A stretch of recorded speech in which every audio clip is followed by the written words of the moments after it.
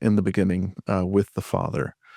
And you're sitting there going, wait a second, if we're Heavenly Father's children and he created us, then what are you talking about? How can we be as old as God if God created us?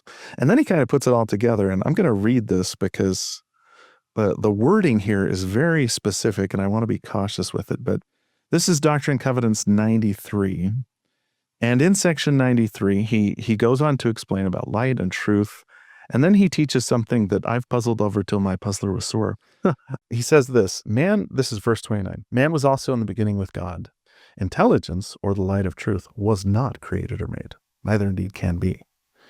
All truth is independent in that sphere in which God has placed it to act for itself, as all intelligence also. Otherwise, there's no existence. Behold, here's the agency of man, and here's the condemnation of man, because that which was from the beginning is plainly manifested to them, and they received not the light. So he backs it up and says, intelligence can't be created or made. It's uncreated. And then he says, and it's always had some kind of agency.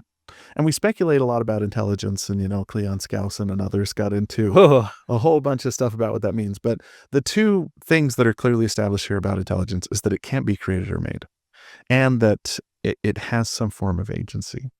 And so in King Follett, Joseph Smith is taking this idea further and basically saying that, hey, the substance of the universe, and this includes the matter, because this passage also talks about matter. Verse 33 says, the elements are eternal, and spirit and element, inseparably connected, receive a fullness of joy. That everything in the universe has always existed, and that God is an organizer. This runs against all the Christian thought of his day and ours, which goes back to this Christian idea that God created everything from nothing, ex nihilo creation, which again, Joseph Smith is arguing in King Follett isn't a biblical idea. That the Bible in its original Hebrew, and he studied Hebrew by this point, talks about God organizing an earth and bringing an earth together. And then you extend that idea to humanity, where something within you has always existed.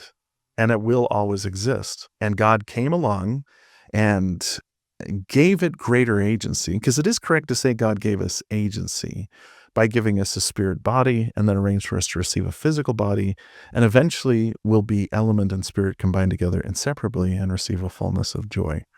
And so one of the radical ideas of the King Follett sermon is that there are things God didn't make. In Christian thought, by this point, because we'd adopted so much Greek philosophy, there would always been this idea that God was alone at some point, and he started creating things.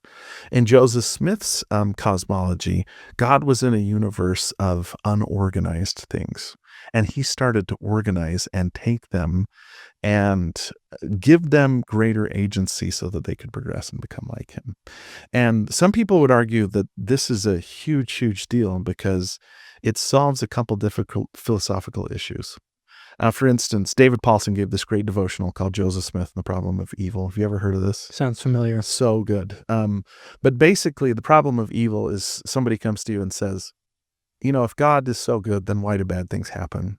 Isn't he responsible for it? Yeah, isn't he responsible for everything? And a person of faith would say, well, people have agency. They can make their own decisions.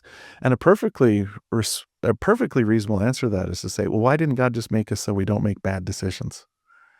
And section 93 would say, there's a part of you that God didn't make. And it's always had agency. And therefore, when a person makes a bad decision, it's not God's fault. They have agency, and God nurtured them and tried to teach them what was right. But agency is primeval. It's always existed. Now, the flip side of that is, what about the good things that we do? Like, if you were created ex nihilo, then everything that you do was pre-programmed. You're a robot that's running a program that God placed in you, and you're not really a good person or a bad person. You're just doing what you're programmed to do. Joseph Smith would argue, no, there's a part of you that God didn't create.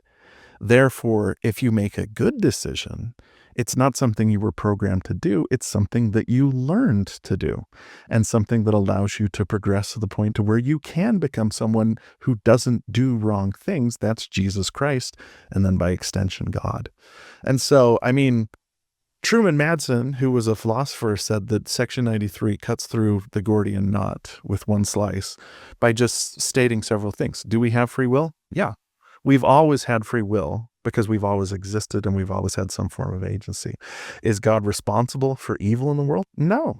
God's not responsible for evil. God did the best he could with the materials that were there.